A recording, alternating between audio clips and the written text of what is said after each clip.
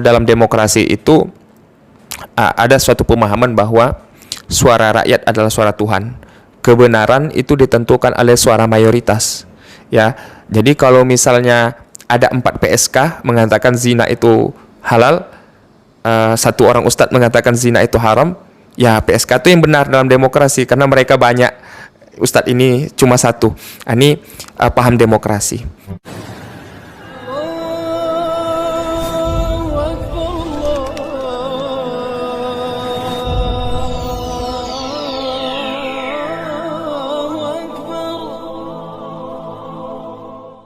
Assalamualaikum warahmatullahi wabarakatuh.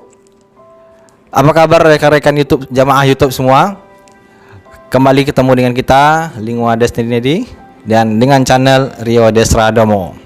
Pada pagi hari ini kita akan membahas tentang fenomena umat Islam antara NU versus Salafi. Hari ini kita akan mendatangkan tamu yang luar biasa dan alhamdulillah sudah hadir di ruangan kita di ruangan Lingua Destinedi. Tamu kita adalah bernama Ustadz Rio Desradomo. Beliau adalah Dai Riau, Ikatan Dai Indonesia, dan juga seorang guru Ustadz yang ada di Al Ihsan Boarding School mengajar sorof dan nahu. Mudah-mudahan apa yang diajarkan beliau menjadi amal soleh bagi beliau sendiri dan khusus anak-anak yang belajar ilmu bersama beliau. Oke, untuk tidak berpanjang waktu kita akan bertanya kepada Ustadz Rio Desradomo. Dan sebelum itu jangan lupa subscribe channel kami Lingua Destinedi Rio Desradomo, like, share, dan komen, karena itu akan menjadi dukungan bagi kami. Subscribe Anda akan mendukung kami semua agar membuat video-video berikutnya. Oke, Ustadz Rio yang luar biasa, pada pagi hari ini kita akan berbicara tentang fenomena umat Islam yang hari ini menjadi sesuatu yang sangat miris bagi kita. Kenapa kita katakan umat Islam sangat miris? Karena terjadi perpecahan di antara mereka, yaitu antara furu' dan cabang, sehingga merubah pola pikir mereka dan pola ibadah mereka di antara NU dengan kaum Salafi. Oleh karena itu pertanyaan kami adalah, bagaimana Sario hal itu kok bisa terjadi? Assalamualaikum warahmatullahi wabarakatuh. Sebenarnya kita miris akhir-akhir ini ya, di media sosial disibukkan dengan perdebatan yang tidak berkesudahan. Bahkan perdebatan ini dilakukan oleh ustadz-ustadz senior, ustadz-ustadz besar, yaitu antara ustadz yang bermanhaj salafi dengan para ustadz, para dai, para kiai dari Nahdlatul Ulama. Nah, sebenarnya dua jamaah ini adalah ahlus sunnah. Ya, Salafi jelas ahlus sunnah karena dakwah mereka adalah mengajak kepada tauhid, membersihkan tauhid, dan ihya'us sunnah, menghidupkan sunnah dalam kehidupan kita sehari-hari. Dan NU juga bagian dari ahlus sunnah. Cuma NU secara akidah ahlus sunnahnya bermazhab kepada paham Asy'ari, yaitu ahlus sunnah. Paham ini yang pertama kali diperkenalkan, ya, dipopulerkan oleh Imam Abu Hasan Al-Asy'ari. Ya, bukan berarti beliau membuat paham baru, tetapi paham dari Asy'ari ini berasal dari Rasulullah SAW, cuma dipopulerkan oleh Imam Abu Hasan Al-Asy'ari. Nah, alhamdulillah sampai saat ini 90% masyarakat muslim Indonesia dan juga dunia itu secara akidah berpaham Asy'ari. Jadi antara Salafi dan Asy'ari, yaitu NU, dua-duanya adalah kelompok Ahlus Sunnah wal Jamaah. Cuma masalahnya akhir-akhir ini ya ada sedikit perbedaan antara Salafi dan NU, itu dibesar-besarkan, dan kita takut hal-hal seperti ini akan membawa mudarat, membawa keburukan bagi kaum muslimin, khususnya di Indonesia. Kita akan terpecah-pecah, umat akan jadi bingung, ya, mana yang harus mereka ikuti. Umat nanti seperti anak ayam yang ketika induknya berkelahi, induk ayam berkelahi, dia bingung apa yang harus dilakukan. Ketika umat melihat antara ulama-ulama salafi, ulama-ulama NU ini berdebat di media sosial, kemudian berdebat saling merendahkan, saling mentahzir di forum-forum mereka masing-masing, umat akan jadi bingung. Akhirnya apa yang terjadi? Mereka karena bingung semakin jauh dari agama. Nauzubillah min zalik. Ini yang kita khawatirkan. Pertanyaan berikutnya, Ustaz. Kalau kita melihat fenomena perbedaan pemikiran ini sudah lama terjadi. Dari zaman dahulu ada 4 imam mazhab, yang mana 4 imam mazhab ini telah menyebar ke seluruh negara-negara. Dan yang kami lihat, yang terjadi perbedaan di negara-negara tersebut, ya bukanlah masalah imam tersebut. Yang menjadi perbedaan itu adalah politik. Dan yang menjadi masalah adalah ketika aliran tersebut memegang politik atau politik Islam, sehingga dia menguasai suatu negara dan dipaksakan aliran, dan ini menjadi bumerang bagi Islam itu sendiri. Bagaimana pendapat Ustaz tentang ketika NU berkuasa di Indonesia dan tidak memberikan kesempatan bagi aliran lain untuk mengembangkan ajaran-ajarannya? Bagaimana menurut Ustaz? NU, ya saya luruskan ya Ustaz ya pertanyaannya. NU tidak pernah melarang paham-paham yang berbeda dengannya. Selama ini di Indonesia antara NU dan Muhammadiyah ada sedikit perbedaan dalam hal furu', dalam hal fikih, dan itu tidak menjadi permasalahan. Nah, akan tetapi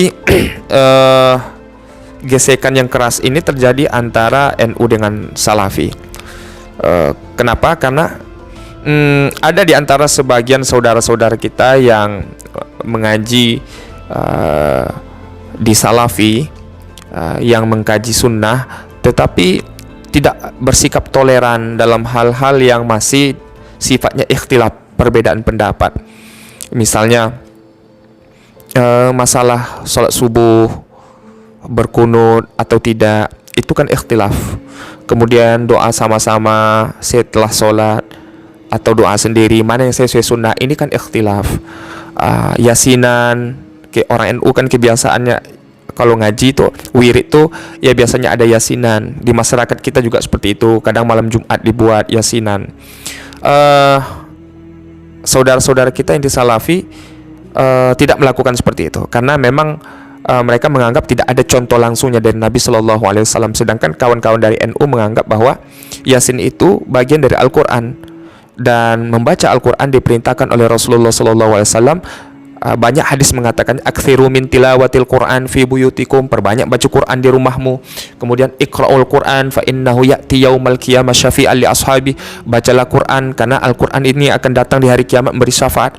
Nah, dalil-dalil umum ini dijadikan rujukan bahwa ya yasinan itu kan Al-Quran, apa salahnya kita baca, ya kan, baik itu sendiri ataupun berjamaah. Kalau yang Salafi menganggap nggak ada dalilnya, Rasulullah baca yasin sama-sama.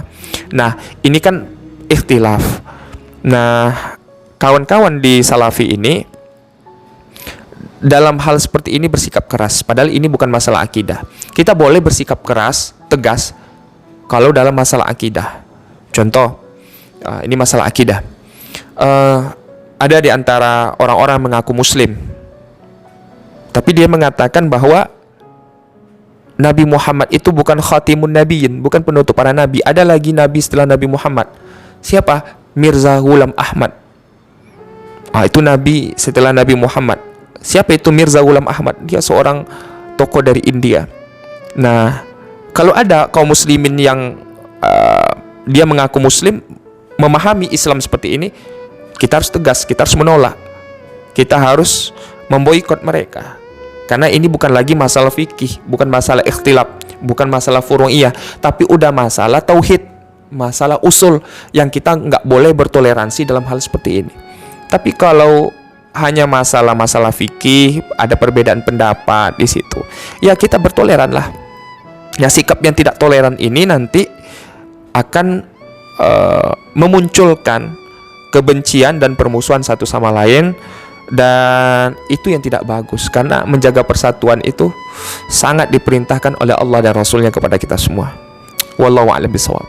Pertanyaan terakhir sebelum kita tutup, ini mungkin perlu kita tanyakan kepada Ustadz tentang politik Islam, Ustadz. Karena ini berkaitan sekali dengan aliran-aliran yang saya bahas tadi kan, ada mazhab Salafi, ada NU, dan Salafi sampai hari ini tidak menjadi partai dan tidak ada keinginan untuk menguasai, tapi itu menjadi alat bagi orang ingin berkuasa karena jamaahnya banyak. Kalau ada orang ingin berkuasa kemudian mendekati satu jamaah, maka dia dekatinya, disiramnya.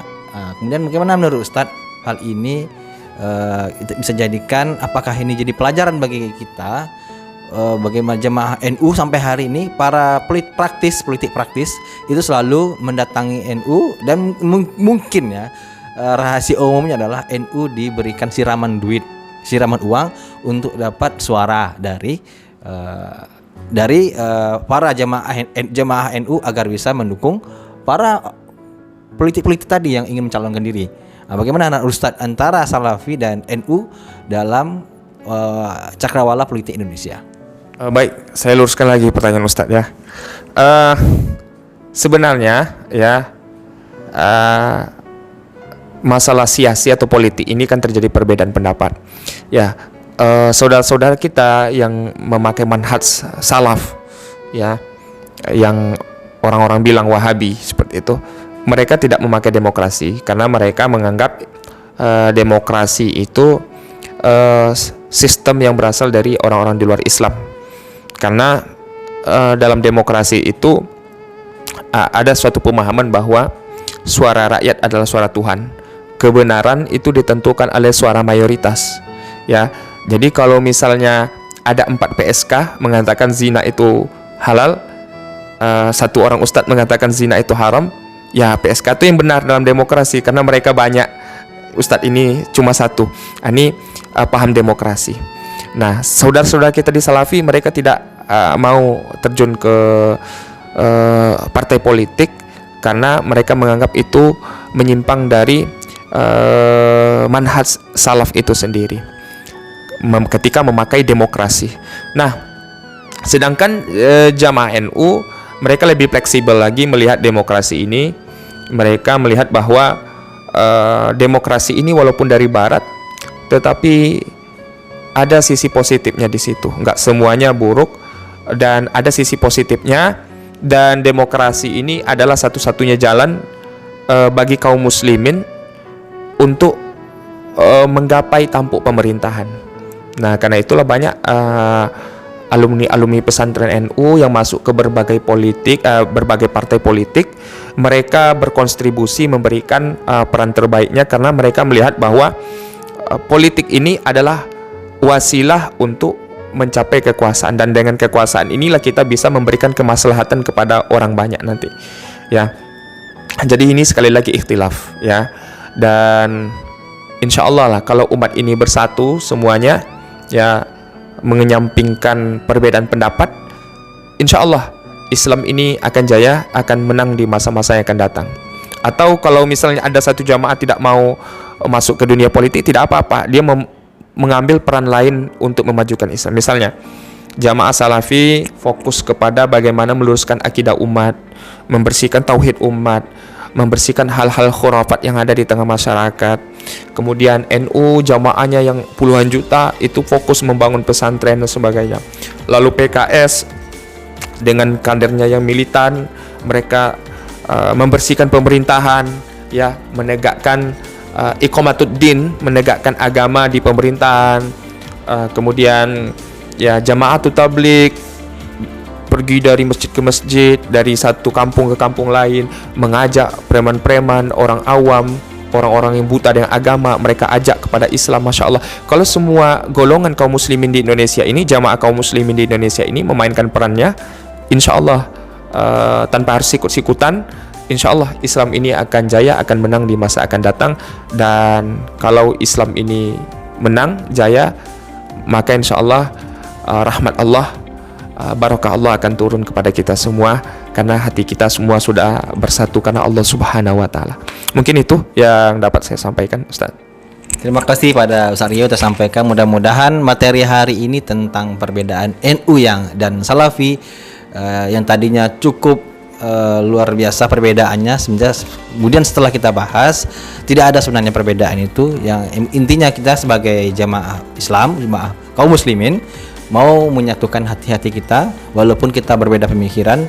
Tapi kalau kita sudah satu hati untuk menjalankan agama Islam ini, mudah-mudahan agama kita jaya di muka bumi ini menjadi rahmatan lil alamin. Mungkin yang kami dapat sampaikan. Jangan lupa subscribe, like, and share Lingua Desnedi dan Rio Desradomo. Terima kasih pada Anda semua kaum muslimin yang dimuliakan Allah. Assalamualaikum warahmatullahi wabarakatuh.